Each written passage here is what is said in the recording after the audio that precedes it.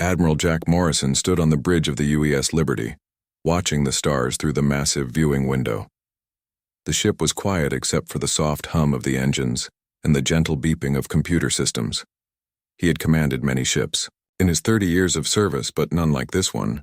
The Liberty was humanity's newest and most powerful warship, equipped with technology that would have seemed impossible just 50 years ago. The year was 2387, and humans had finally learned to travel faster than light. It had taken decades of research and countless failed experiments, but they had done it. The quantum drive system that powered the Liberty could take them to distant star systems in hours instead of centuries. Jack remembered when space travel meant slow journeys to Mars and the outer planets. Now, humanity was reaching for the stars themselves. Captain Lisa Barnes walked up to him, holding a data pad in her hands. Her face was serious, and Jack could tell she had bad news. Lisa had served as his tactical officer for 5 years, and he had learned to read her expressions. When she looked like this, trouble was coming.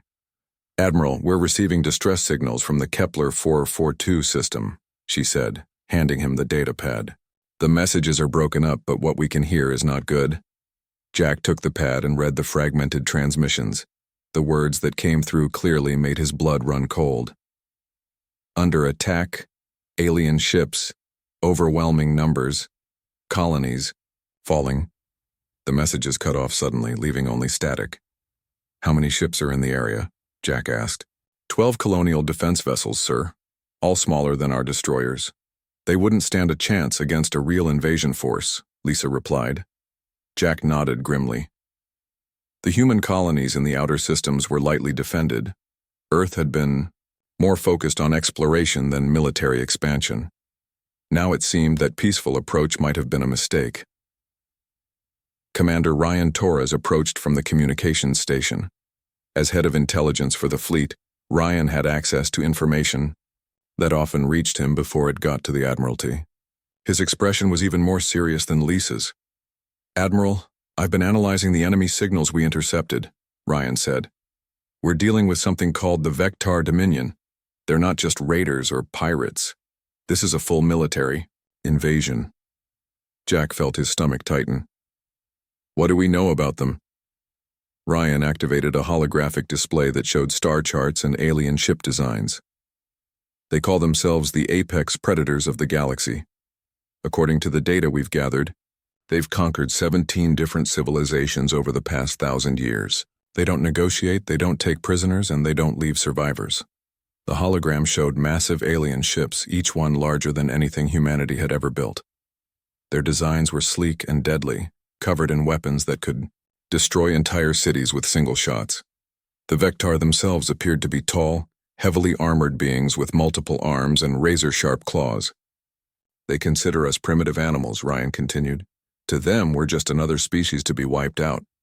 Their strategy is simple: show up with overwhelming force and destroy everything that resists." Lisa pulled up another display showing the current situation in the outer colonies. Red dots marked systems that had gone silent in the past week. There were too many of them. "New Phoenix Colony stopped transmitting 12 hours ago," she said.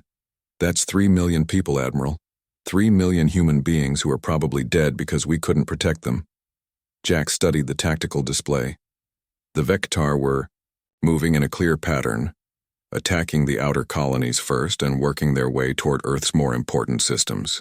It was a smart strategy that would let them gather momentum while humanity scrambled to respond. "What about Commander Sullivan at New Phoenix?" Jack asked. "Did she manage to send anything useful before they went dark?" Ryan nodded. Kate Sullivan was smart. She transmitted everything she could about Vectar ship configurations and attack patterns before communications were cut. The data shows they rely heavily on numerical superiority and overwhelming firepower. Their tactics are straightforward but effective. Jack walked to the tactical display and studied the enemy fleet movements. The Vectar were not trying to hide their intentions. They were moving directly toward Titan Station, humanity's most important military outpost outside of Earth itself. If Titan fell, Earth would be defenseless. "How many ships do they have?" he asked. "Our best estimate is over 300 vessels in their main attack force," Ryan replied. Each one is larger and more heavily armed than our biggest ships. By conventional military thinking, we don't have a chance. Jack looked around the bridge at his crew. These were good people, trained professionals who had devoted their lives to protecting humanity. They deserved better than to be thrown into a hopeless battle against impossible odds. But they also deserved leaders who would fight for them instead of surrendering without trying. Conventional military thinking, he repeated slowly. Ryan, has any human military ever been accused of following conventional thinking? A small smile appeared on Ryan's face. No, sir. We've always been known for doing things the hard way. Lisa pulled up the fleet roster on her display. We have 12 ships total, Admiral, all equipped with the new quantum drive systems and plasma weapons. The crews are well trained, but none of them have fought aliens before. Jack studied the list of ships and commanders. The UES Constitution under Captain Pete Johnson. The UES Independence commanded by Captain Sarah Mitchell. 10 other vessels, each one representing humanity's best technology and most experienced crews. It was not nearly enough firepower to face 300 alien warships in a straight fight. But Jack Morrison had not become an admiral by fighting straight fights. Lisa, send a message to all ship commanders. I want them ready for immediate departure in 2 hours, he ordered. Where are we going, sir? She asked. Jack pointed to the tactical display where the Vectar fleet was shown approaching Titan Station. We're going to do something that no sane military commander would attempt. We're going to jump directly into the middle of their formation. Ryan's eyes widened. Admiral, that would put us at the center of 300 enemy ships. They'll tear us apart in minutes. Maybe, Jack agreed. Or maybe they'll be so surprised by human stupidity that we'll get a chance to show them what happens when you underestimate the wrong species. He turned to address the entire bridge crew. The Vectar think they know what they're dealing with. They've conquered 17 civilizations by following the same playbook.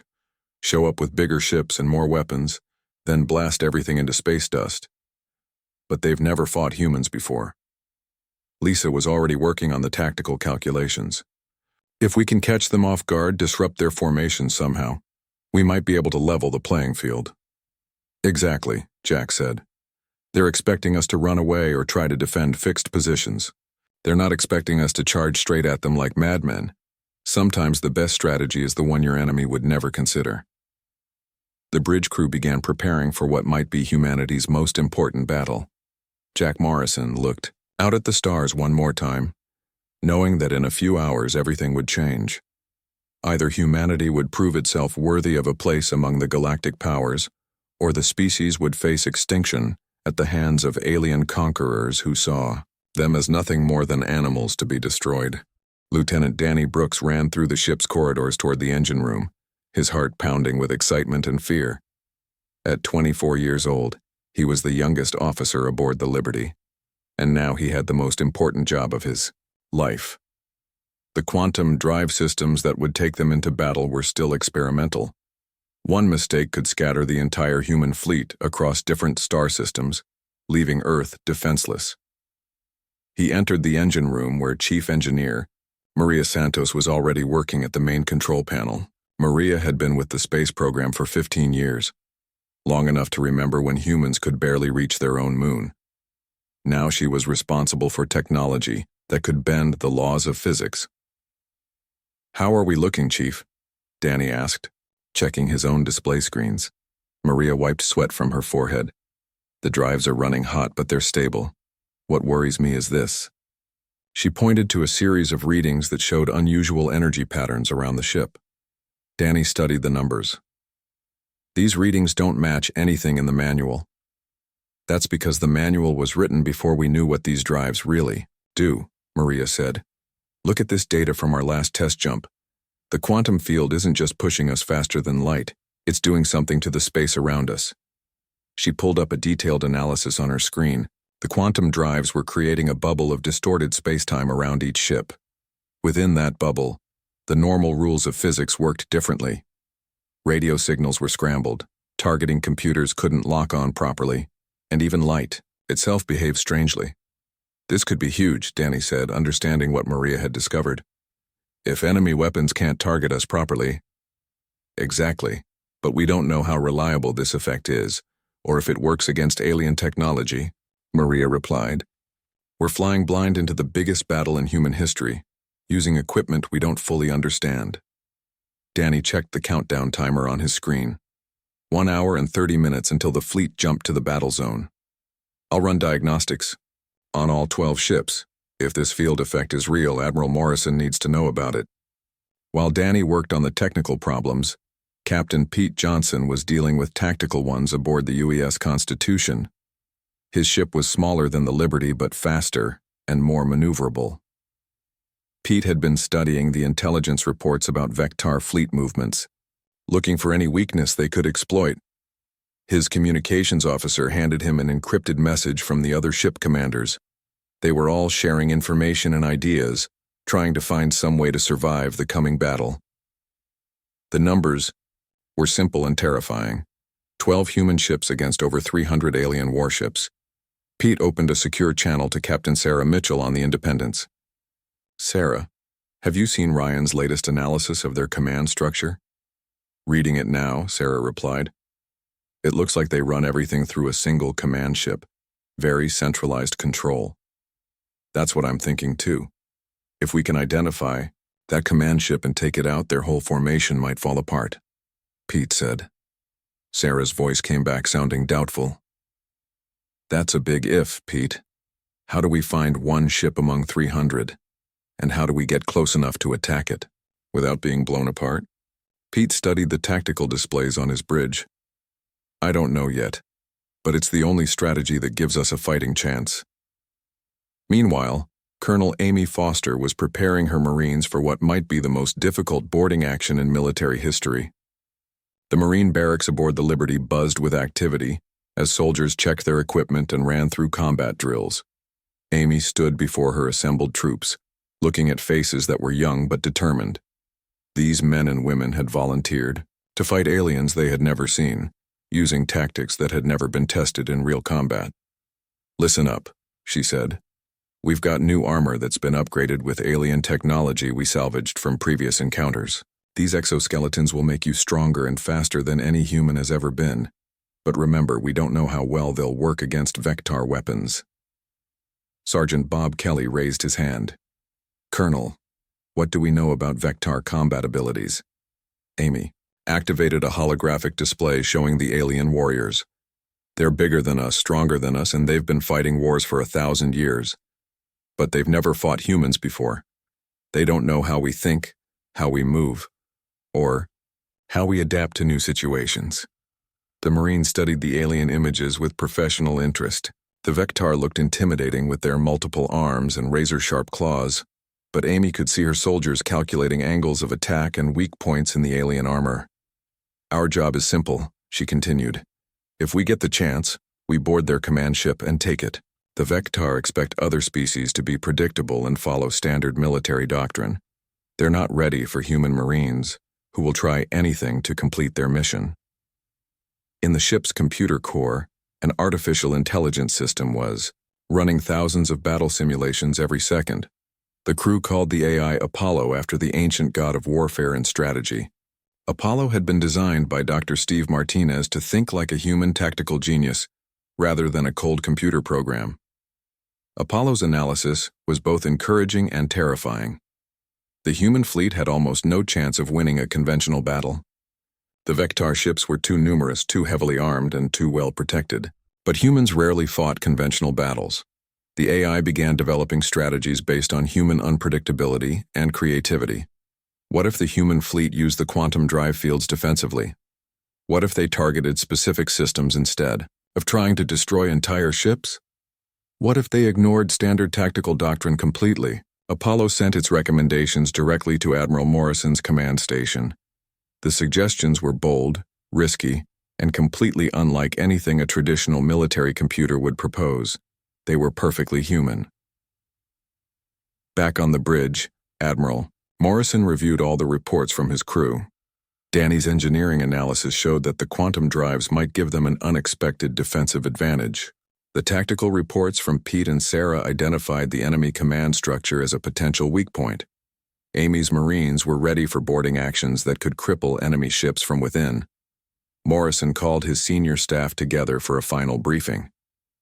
Lisa Barnes, Ryan Torres, and the other department heads gathered around the tactical display. "We have one advantage the Vectar don't know about," Morrison said.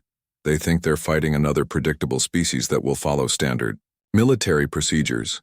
They've conquered 17 civilizations using the same basic strategy because those civilizations fought the way the Vectar expected them to fight." He pointed to the battle zone on the display. "But humans have never been predictable. We've survived ice ages, world wars, and disasters that should have wiped us out by being adaptable and creative. Today we're going to show the galaxy what happens when you underestimate human ingenuity." Lisa looked at the fleet formation on her screen. "The quantum drives are charged and ready. All ships report battle readiness." Ryan checked his intelligence reports one more time. "The Vectar fleet is moving into position around Titan Station. They're not expecting us to arrive for several more hours." Morrison smiled grimly. "Then let's surprise them. Signal all ships. Prepare for immediate jump to battle coordinates. It's time to show these aliens what humans can do when they're fighting for their survival." The countdown began as 12 human ships prepared to jump directly into the largest space battle in galactic history. The human fleet dropped out of hyperspace in a blaze of twisted light and energy. 12 ships appeared directly in the center of the massive Vectar formation, catching the alien armada completely by surprise. The enemy had expected the humans to approach slowly from the edge of the system, giving the Vectar time to use their overwhelming numbers. Admiral Morrison gripped his command chair as the Liberty shook from the sudden transition back to normal space. Around them, 300 alien warships stretched in all directions like a metallic forest of death.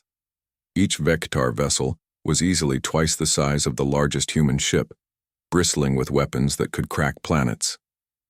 "All ships report. Successful jump," Lisa Barnes announced from her tactical station. "We're right in the middle of them, Admiral." The bridge crew stared at the massive alien ships surrounding them. Up close, the Vectar vessels looked even more intimidating. Their hulls were covered in sharp angles and weapon ports, designed to strike fear into any enemy. But Morrison had counted on that fear being directed at species that would retreat when faced with such overwhelming odds. "Identify their command ship," Morrison ordered. Ryan Torres worked frantically at his intelligence station, scanning the alien formations for the distinctive signatures of a fleet command vessel. The readings were confusing at first because of the sheer number of ships, but gradually a pattern emerged. "There," he said, pointing to the tactical display. "That massive dreadnought at the center of their formation. It's 3 times larger than their other ships and broadcasting command signals to the entire fleet." Morrison studied the alien command ship. It was called the Eternal Dominance according to their intercepted communications, and it looked like it could destroy half the human fleet by itself. But it was also exactly where they needed to strike.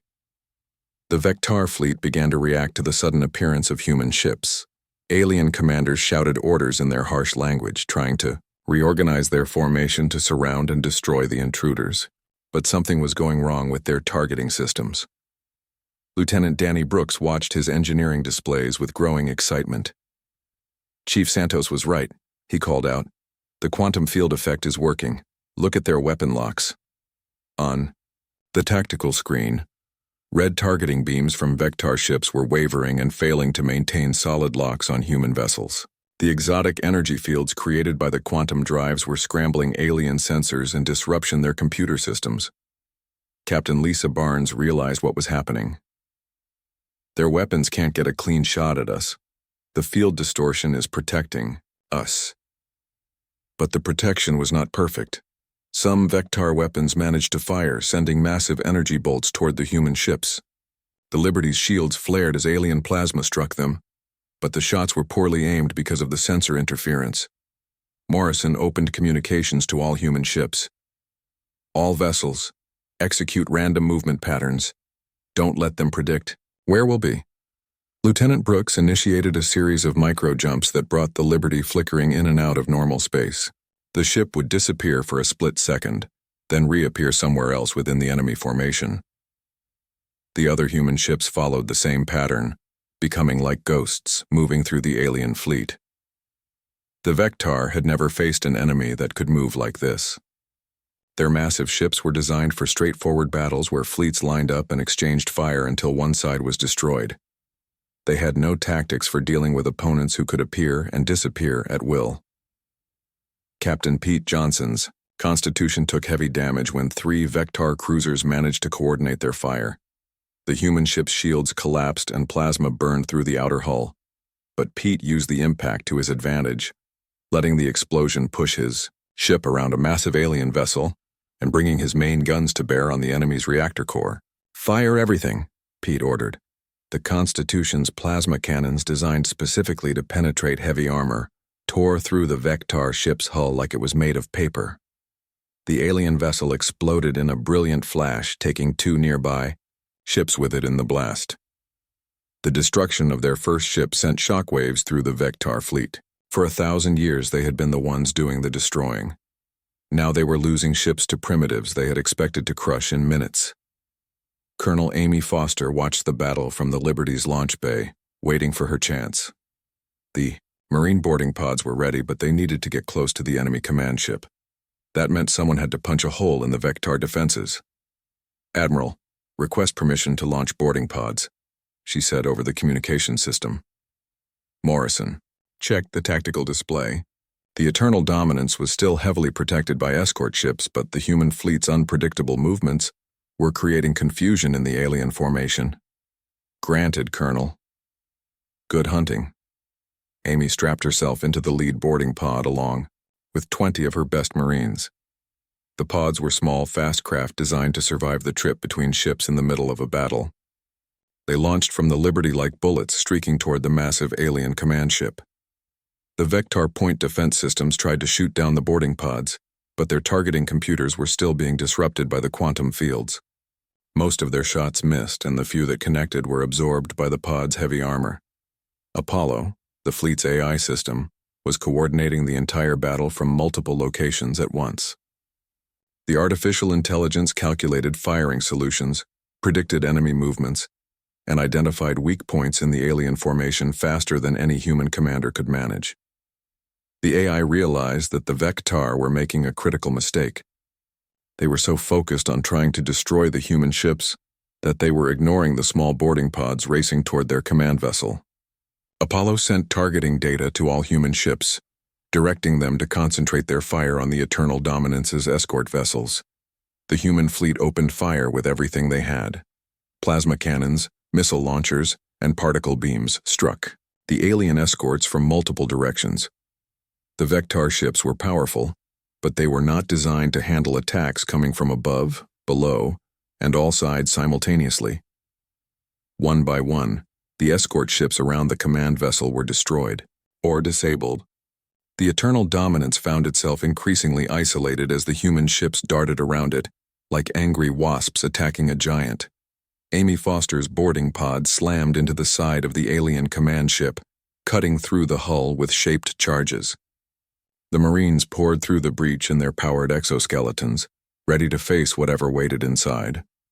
The Vectar warriors were indeed larger and stronger than humans, just as the intelligence reports had indicated. They stood over 7 feet tall with multiple arms ending in razor-sharp claws. Their natural armor could turn aside most human weapons, but they had never fought humans wearing powered exoskeletons. The first Vectar warrior to attack Sergeant Bob Kelly discovered that human engineering had made up for the difference in natural strength. Kelly's exoskeleton let him punch through alien armor like it was cardboard, and his enhanced reflexes allowed him to dodge claws that should have been too fast to avoid. The Marines fought their way through the alien ship's corridors, using tactics no other species would attempt. They moved in small groups, used the ship's own structure for cover, and adapted their strategy every few seconds based on what they encountered. The Vectar defenders were brave and skilled, but they were fighting according to rules that humans had never learned. Every time the aliens expected the Marines to retreat or regroup, the humans pressed forward. Every time the Vectar set up a defensive position, the Marines found a way around it. Amy led her troops toward the ship's bridge, knowing that capturing the command center was the key to victory. Behind them, the space battle continued to rage as the human fleet used every trick they could think of to stay alive against impossible odds. Colonel Amy Foster kicked down the final door to the alien command bridge, her powered exoskeleton making the massive metal barrier crumple like paper. Behind her, 20 human Marines in similar armor followed, their weapons ready for the fight of their lives. The bridge of the Eternal Dominance was enormous, built to accommodate beings much larger than humans. At the center stood the Vectar Fleet Commander, a creature that towered over even his own warriors. Supreme War Leader Thakmor had ruled fleets for over 200 years and conquered entire star systems. He had never retreated from a battle and never faced defeat. "So the primitive animals have learned to bite," Thakmor said in perfect English, his voice like grinding metal. "You will die screaming for daring to board my ship." Amy raised her weapon but held her fire. Something about the alien commander's confidence bothered her.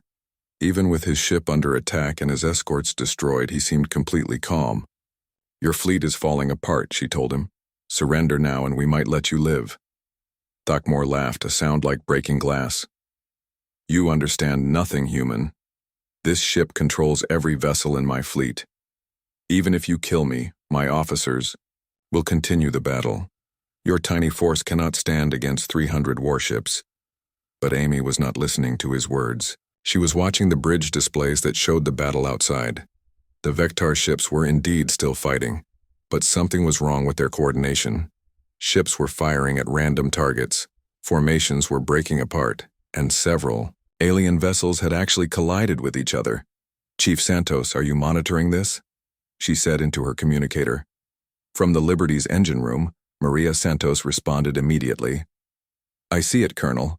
The quantum fields are interfering with their command network. Every time our ships move, it creates static in their communications." Amy smiled inside her helmet. The human fleet's unpredictable movements were not just making them hard to target. They were also jamming the signals that held the entire Vectar fleet together. Supreme War Leader Thakmor noticed the same thing, and his confidence began to waver. His bridge officers were reporting communication failures throughout the fleet. Orders were not reaching ship commanders, and the precise formations that had conquered 17 civilizations were falling into chaos. "This is impossible," he growled. "No species has ever disrupted our command systems." "Maybe because no other species was crazy enough to try," Amy replied. She spoke into her communicator again. "Apollo, can you access their computer systems?" "From here?" The fleet's AI responded through speakers built into her armor. "Affirmative, Colonel. If I can interface with their main computer, I can analyze their entire network structure." Amy nodded to Sergeant Bob Kelly, who moved to one of the alien control consoles. His exoskeleton's built-in tools allowed him to connect Apollo directly to the Vectar computer system. What the AI discovered in the next few seconds changed everything. "Admiral Morrison," Apollo's voice came over the fleet communications. "The entire Vectar fleet operates through a single integrated network. Every ship, every weapon, every system is connected to the command ship's main computer." On the Liberty's bridge, Admiral Morrison understood immediately. "Can you take control of their systems?" "More than that, sir. I can shut them down completely. But I need 30 seconds of uninterrupted access." Morrison looked at the tactical display. The human fleet was down to 9 ships now, and even those were badly damaged. Captain Pete Johnson's Constitution was limping along on emergency power. Captain Sarah Mitchell's Independence had lost half its weapons. They could not hold out much longer. "You have your 30 seconds, Apollo. Do it." On the alien bridge, Supreme War Leader Thakmor realized what was happening. He roared orders to his officers, trying to disconnect the ship's computers from the fleet network. But it was too late. Apollo had already penetrated their systems and was spreading through the network like a virus. The AI did not just shut down the alien ships. It understood them completely. Every circuit, every program, every command protocol was analyzed and cataloged in seconds. Apollo learned more about Vectar technology in half a minute than human scientists had discovered in decades of research. "Network access complete," Apollo announced, initiating fleet shutdown sequence. The effect was immediate and devastating. Across the entire Vectar formation, 300 warships simply stopped working. Engines shut down, weapons powered. Off and life support systems switched to emergency mode. The mighty fleet that had terrorized the galaxy for 1,000 years became nothing more than floating metal hulks in the space of heartbeats. Supreme War Leader Thakmor watched his life's work crumble on the bridge displays. Ships that had never known defeat were now drifting helplessly. Warriors who had conquered star systems were trapped aboard powerless vessels. "This cannot be," he whispered. "We are the apex predators. We are the ultimate evolution of warfare." Amy Foster stepped closer to the alien commander. "Maybe that was your problem. You got so good at being predators that you forgot other species might evolve too." The space battle was over. Admiral Morrison opened communications to the disabled Vectar fleet. "This is Admiral Jack Morrison of the Terran Defense Force. Your fleet is defeated. Any ship that attempts to restart its weapons will be destroyed. Prepare to be boarded." The response came from dozens of alien commanders, all speaking at once in their harsh language. But the translation computers made their meaning clear. They were surrendering. On the bridge of the Eternal Dominance, Supreme War Leader Thakmor stared at Amy Foster with something approaching respect. "How?" he asked simply. "You spent 1,000 years perfecting the art of overwhelming your enemies with superior numbers and firepower," Amy explained. "But you never learned to fight opponents who refuse to follow the rules you expect them to follow." She gestured to the disabled fleet visible through the bridge windows. "Every species you conquered probably tried to match you ship for ship, weapon for weapon. They fought the kind of battle you wanted to fight. We didn't." Thakmor nodded slowly. "You used our own strengths against us. Our centralized command structure became a weakness when you found a way to exploit it." "Exactly. And our quantum drives created interference that none of your technology was designed to handle. You prepared for every kind of enemy except the kind that would do something completely unexpected." The human fleet began the process of securing the disabled alien ships. Marine boarding parties moved from vessel to vessel, taking control of ships that had once seemed invincible. The technology they captured would advance human civilization by centuries. Lieutenant Danny Brooks monitored the quantum drive systems as the fleet prepared to return home. The drives had performed beyond all expectations, not just as propulsion systems but as defensive weapons that had made victory possible. Chief Engineer Maria Santos was already analyzing the captured Vectar technology. The aliens had some innovations that could be adapted for human use, but their rigid design philosophy had also created the vulnerabilities that Apollo had exploited. Captain Pete Johnson sent a message to all ship commanders. "Congratulations on the most impossible victory in military history. We came here expecting to die fighting, and instead we've proven that humanity deserves a place among the stars." Admiral Morrison stood on the Liberty's bridge, looking out at the captured alien fleet. In a few hours, the news would reach Earth that humanity had faced its greatest threat and emerged victorious. The species that had been considered primitive by galactic standards was now one of the most feared military forces in known space. But more importantly, they had established a principle that would guide humanity's future among the stars. Never underestimate a species that refuses to be predictable. The Vectar had learned this lesson too late, and their 1,000-year empire had crumbled in 30 seconds because of it. The human fleet began its journey home, carrying with them the technology and knowledge that would transform their civilization. Behind them, the once mighty Vectar dominion was nothing more than a memory and a warning to other species who might mistake human creativity for weakness.